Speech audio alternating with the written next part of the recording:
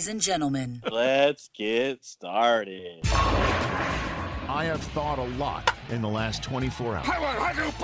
Time to get your weekly sports fix. By the skin of their teeth, they lost. Then you can just ride it the whole thing. With Stix.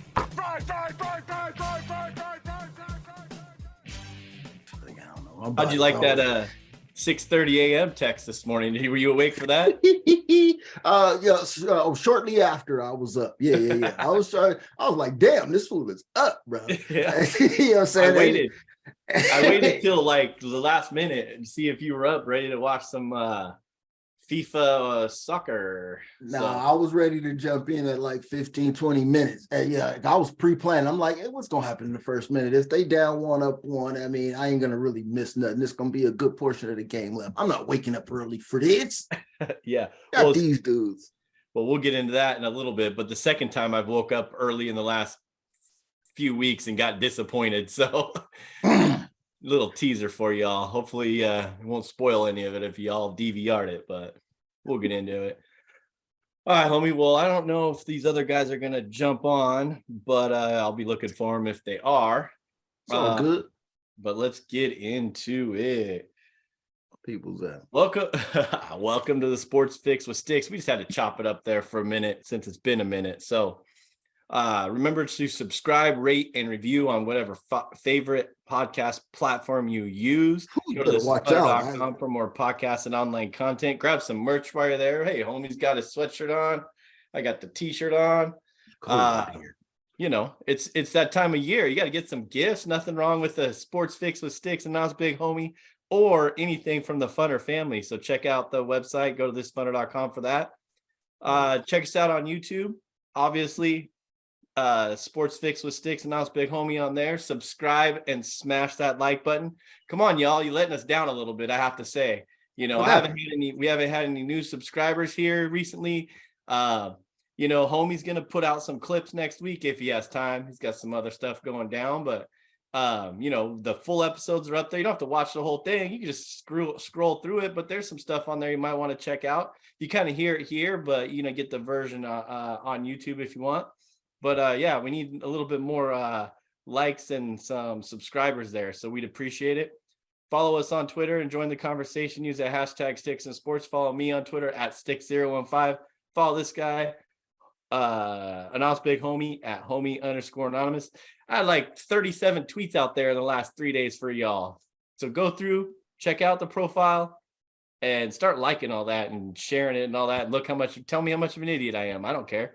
Figure it out. I'm down. Let me know what you think. But there's some out there, especially over the last week with all the sports going on. So, and my last week of being able to actually be on the phone, because I don't know what's going to happen, y'all. I said, I'm going to be a working man, knock on wood. Bar and in between. Yeah. Working man, and probably on my brother's sleep schedule that works when he works 12 hours a day, comes home, sleeps for a few hours, gets up early, and then starts his day. But I don't know how he does it, but I'm going to have to adjust somehow, but I'm looking forward to it. It's going to be awesome. So it's a good time for wintertime. You know how it goes. And it's time to focus in. It's when people start getting hugged up with people, and it's time to zero in so you can get right for the new year and then spring and hit them hard again for 23. So good timing, man. Well, folks, since everybody knows, they should know by now that we are the audio version of Sidney Dean and Billy Hoyle. When you go to YouTube, you can see that. We told you. So like you just said, homie, getting ready for the new year.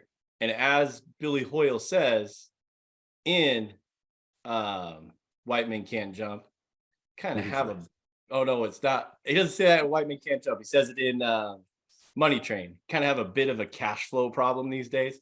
I put my shit out there like that. So I'm ready to get out there on the streets and start working, man. Put me in, coach. I'm ready to play. Yeah, that's real. Hey, same two Jokers though. I see the remix of the movies. You can put them together. I mean, that's right. Mad quotable stuff, man. White Man Can't Jump, man. We jam-packed this time, man. We held back and got 2 weeks worth of straight grenades out here. So, man, we thought we was gonna have a whole bunch of jokers in here, but I mean, hey, if everybody wants to jump in, we'll get to them, man. But hey, we're going to get into this. The Seattle Kraken, man, they are very serious. In case you haven't heard, moves are being made. Do these boys have an identity? Oh, man, we're gonna talk about that. They've been all over the board a little bit. Yes, sir. More ways than one. Yep. And hey, I love when the world gets together for a nice little bit of friendly competition. Is it really friendly out here, though? What's up with the boys in the Stars and Bars? We're going to see what's up with them. Of course, the NFL stays a wonderful barrel of who knows what the hell. Ain't that the truth, though? Yeah, saying there's more stories and a little bit going on with them. But before we get into that, jokers. Before we get into that, though, we got to stop at something that we put on the map first, man. The Tank for Blank movement is real. Okay, it is really real.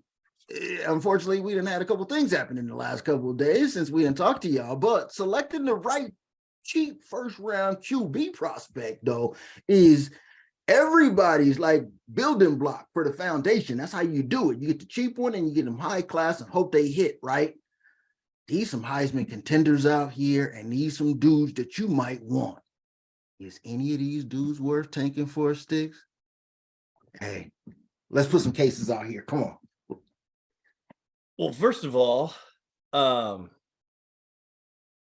is it really tanking when you don't have any first round picks when you're that bad and you're giving them all up? Like who? Your Rams. Okay. Denver Broncos. There's a way to, there's a will, there's a way. Okay, so think about who's in these positions right now. Houston needs a quarterback all day long, right? So you know that they are in the mix. They are always in the mix, okay? And then you got Chicago, probably not in the mix for a quarterback, you'd probably say at this point. The way Denver's going, I mean, they might make a U-turn. You know what I'm saying? If linemen got to keep telling your quarterback what needs to happen. The Jets, who knows? New Orleans, definitely, I would say at this point. Carolina. I don't know why they haven't given Jameis back that starting spot yet. It doesn't make any sense. They just like giving out free money. So who are these candidates, right? So there's a lot of big time guys out here putting up some big numbers, man. We got the main candidates that you would consider tanking for. Stix is going to tank for CJ Stroud. Stix would tank for Caleb Superman Williams, USC. Stix tanks for Bryce Young, Alabama. After what I saw Max Duggan do today, I mean, that guy might not be too bad either. Stetson Bennett, Michael Penix. Don't get it twisted. So, and I think, I don't know what you got. I don't know what you found on the Heisman. I mean, I went and looked and I researched a couple of the websites and the sports books trying to figure out what some of these odds are. And they're all over the place, right? They are. And I think the main ones that I got from the websites that were considerably the same. You said Caleb Williams from USC. He's a sophomore, and if I remember correctly, that Aaron Barcott was telling us, and he'd know more, but I guess he's not eligible to come out because he's not old enough or something. We'll give him a year. Okay. But you got Caleb Williams, and then you had CJ Stroud, and you had Stetson Bennett, and you had Bryce Young, and then they also had like Blake Corum, the only running back that they actually mentioned from Michigan was in there. Yeah. And when I saw recently was the Caleb Williams was the minus favorite 3,500 favorite or something like that. I think it was 350. 350. Okay. I think I heard something like that too. The numbers ring a bell. Yeah. Yeah. So minus 350. And after yesterday's performance, I don't think that. I mean, he did get hurt. You know, give him credit. I mean, he played his balls off. He was balling before that. So he was balling. He was balling before that, and even before that, last week in a huge, knuckle up matchup against Notre Dame. Oh my God, man! Nothing but efficiency. 18 for 23 is the numbers I got, and not a lot of yards, but it was a touchdown in that, and he ran for 3 of them himself. I was thinking he's real valuable in that situation. After I watched that game, after this week, I still say yes, but now I say that he has to come back. He has to do it to him. He got to come back and do it again. He has to do it to him. You can't just go off of this. I don't think this is the move. This is the time to go for him. That's why. So Houston should probably take them off the out of the mix, even if he could come out. I wouldn't consider him now. Do I think that he's the number one guy? I'm gonna hold that for later. Go ahead. I mean, in all, like I said, after today, from what I saw from Max Duggan, that would probably be my Heisman pick. Okay, but a close second. I think they're still going to have to look at Hendon Hooker, even though he tore his ACL or whatever for the Heisman. I still think he should be in contention with 3,100 yards, 27 touchdowns, and only 2 interceptions and 175 passer rating, which was tough like injury. Number 3 in all of college football. And then I think the dark horse that you would have to look at would be obviously the hometown UW guy, Michael Penix, like you referenced earlier, led everyone in passing, 4,300 yards, 66% passing completion percentage, right in the middle of the pack with all the other 20 to, they're all the same from 19 to 25 or whatever passer rating. I think that's a good one. And then I think a sleeper, which is weird that he's not even mentioned in this, is Bijan Robinson from running back from Texas. Averaged 6.1 yards a carry, had more yards and more average per carry than Blake Corum, who they're talking about, just because Corum's from Michigan and he's, had a good year, but they both have the same amount of touchdowns, 18.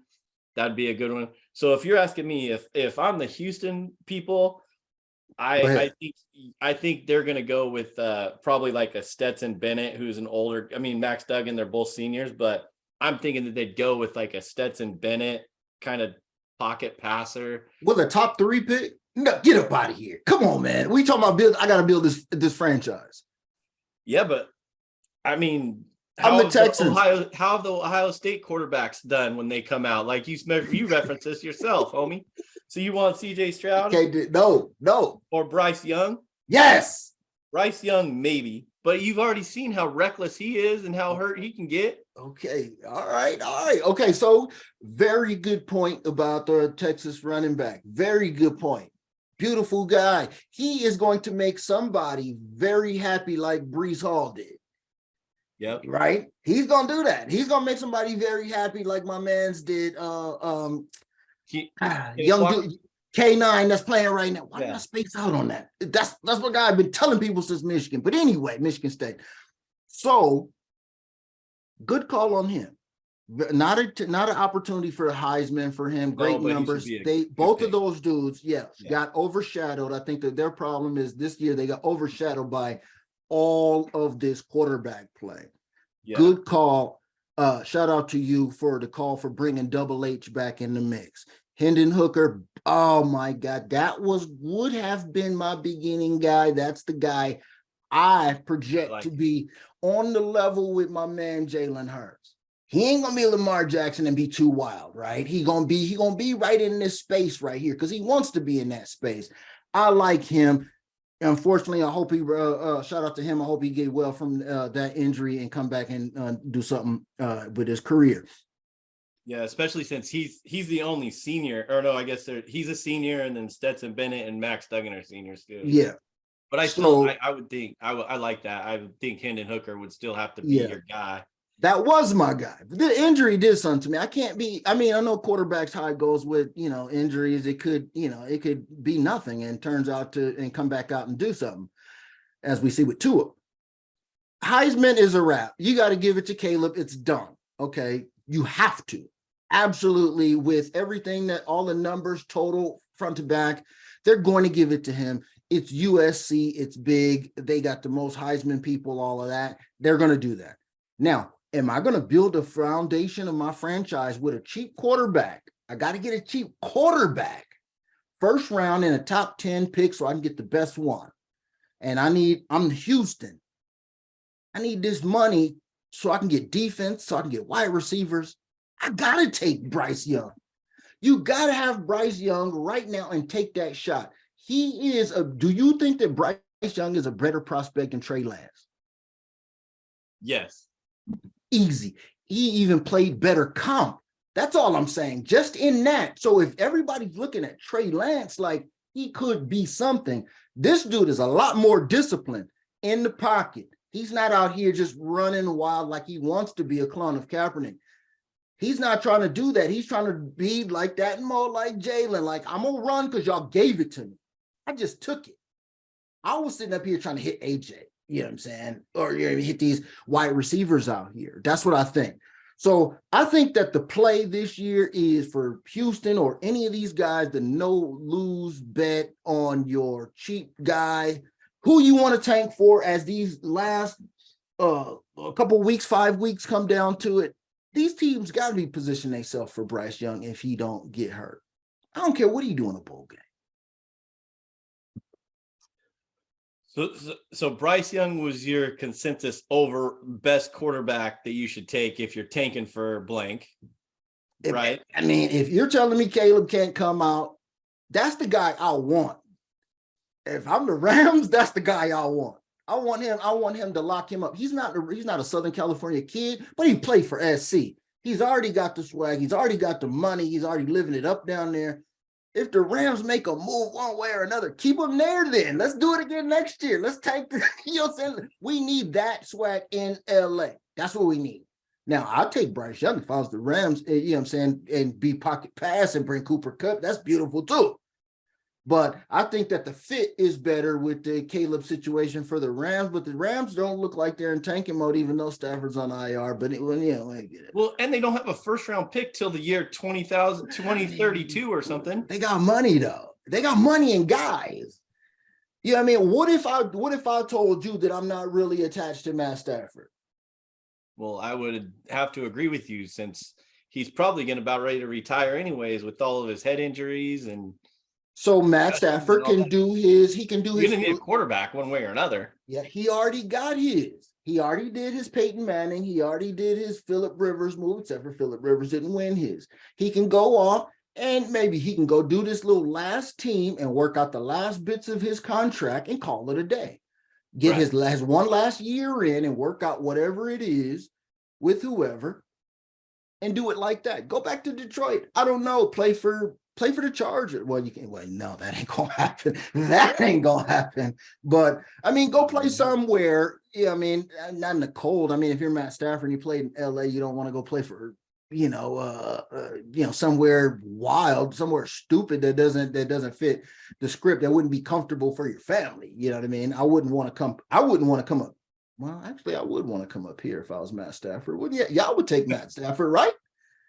Yeah, I don't see why not. I mean, I don't know why they're thinking. We'll probably get into this some other time, but I don't know why they're thinking about paying Geno $30 million. I mean, you can't. You're going to get a top quarterback. You could get a top quarterback in this draft with that pick from Denver as it's looking at so far. So good call. That Denver's pick is theirs. Oh. Yeah, that Denver pick is there. So who's your let's close this out, but who's your pick for the Heisman then? You Bryce Young repeat? No, Bryce Young can't do it. They took too many L's, too many ups and downs. I think you still have to give the Heisman to Caleb Williams off the injury and even the loss in the Pac-12 title. All right, I'm going with Hendon Hooker. I think they're going to reward him for his play, even though he didn't get to finish out the season. That would be cool too. And who you building around? Who would you tell if you got 5 weeks left in the season and all three of these dudes are on the board? They're coming up. All of them are eligible. Who is the guy number one pick of the quarterbacks to get into the start to get a freshman? Yeah. I'm going with, if he comes out, I'm going with Michael Penix because he gives you a little bit more mobility and he's the same thing as you were saying about who were you saying that about? Because Bryce Young is not the person that's he's reckless to me. So, Michael Penix isn't as reckless. He could still run if he needs to, but he's got a good arm. He can. Oh, Double H. He can Double H. It. Oh, Hooker. Yeah. Hooker. So Hooker's that same build. If Hooker didn't get hurt, then he'd be for sure the number one, like you said. Yes. Kind of sways you away from that. Yeah. Out of the quarterbacks for me. But yeah, I'd go with Penix off this list if he comes out, and Hooker would still be a good a good go-to. Yeah, it'd be real interesting to see how Hooker does in the combine and all of that. If he can get enough time to get ready, because I think he can be impressive, a lot more impressive than my boy Zach was, and he was pretty impressive if you remember. It was pretty impressive off the field, evidently. Hey. Got to give a quick shout out to my Knowles finishing 13 in the poll there. And then, UW football with the 6-game winning streak at the end, they got to number 12. I think in the coaches poll, UW was actually number 9. Couple tough losses. I think they lost to Arizona State and UCLA back to back. But yeah, nice outcome for UW. But I wonder if Penix is going to stay there. From the talk with the UW fans out there, it sounds like obviously they want him back for one more year, and it sounds like he will probably be going back. So another one of those Heisman watches for next year if he doesn't come out this year. So where's that NIL money to keep him happy? Yeah, well, hey, they'll get some of this Duke's Chowder Bowl money that coming up, whatever bowl they'll land in, because UW gonna get some money from these sponsors on this bowl activity, and that'll give them some exposure, and it will be interesting to see how bowl situations work this year with all these sponsors plus NIL money floating around. It'll be interesting to see how many different faces, national faces, we get to see now that they try to make sure that we know about. For sure. Well, there's the little college football talk for y'all. We got into it a little bit, but now let's roll into a little quick Kraken talk, like we referenced to earlier in the opening. It's the S. They went straight from the under team to the over team, the under 1P team to the over 1P team. But are they either yet, though? In a matter of a week. That's what I'm saying. Are they either? They're flippy floppy, baby. Who knows? I mean, when you go from what was the game, like a 3-2 win or whatever in overtime, or maybe that might not have been overtime, but 3-2 win to a 9-8 baseball score. Yeah. And the next game you play, and then go back down to a 2-1 win the game after that. I don't know. Who knows, man? Who knows? And I think and see, we have to pay attention to stuff like that because they set a record for goals, right? So I mean, that's an anomaly. That's not gonna happen. That's gonna skew their numbers crazy though, right? So when we go to look at game totals and stuff like that, it's going to look crazy number of goals these dudes scored. You know what I mean? And the Kings too, for that matter. You know what I mean? When you're looking at either, playing the Kings or fading the Kings or whatever, the numbers are going to look faded. But shout out to these boys learning how to be clutch. Matty B, NOT. What you know about that? On 8-8. On 8-8. Come on, dog. Come on. Look, they were down 2. This is the best part about the game script in that one. After one, they lost the 1P, 0-2. So not only will we have lost the under 1P because we thought they was an under 1P team because they was down, right? They come all the way back, hit the over, crazy stupid, and then battle back 8-8. At the end, OT. Come on, Matty B. These young dudes is going to pay off for us, man. And look, Bert, then you turn back, flip the page, next game. Let's do OT again. We ain't even mad at you, but we going to go to Matty B? Nah, he could chill. Burakovsky in the clutch. NOT, ring the bell. This shit's been righteous, bro. They're playing, and if you didn't know this, homie, I think last year was the time. Was this your second game you went to? Was about in December of last year, right? It just came up in Thanksgiving. Yeah, because you went Thanksgiving, and then you went into, and then you went a couple weeks later, which is like yesterday's a year ago. Yeah. You didn't invite your boy to either one of those, but you had to make it a date night or some shit. But yeah. your boy was actually working and slaving away those mall hours back then. Damn it, you was a whole lot closer to it than I was. Did you see that they were I think they were what was it, 10-2 in November? or 11-2 in November. Not too bad. And the 2 games they lost were back to back. So, I mean, they have a good winning streak going, another 7 game winning streak rolling right now. So the boys are back tonight. I think they're still at home. Yeah, back at home again tonight. So it seems like every time I look, they're always freaking at home. So hopefully here in a few months, we'll be making a trek. If they play in Vegas again, though, I don't know if they do. Do they at the end of the season? That's right. And see, look, we put them on notice. We put up 8 goals against LA just to let them know that we out here. Okay. Don't forget. Don't think that this division is sweet. We here, up in the corner. Look up and to the left. There's a mountain. You can look past that. It's a needle. That's where we at. Okay. And we beating people's ass. And we coming. We put Vegas on notice. Already whooped Vegas ass. Vegas know what time it is. They know we ain't playing with them. They already shook. They know what time it is. Woo, this is about to heat the hell up. I'm not even playing with y'all. Remember, I told you first. Remember the homie told you when we win this damn division this damn year. Vegas.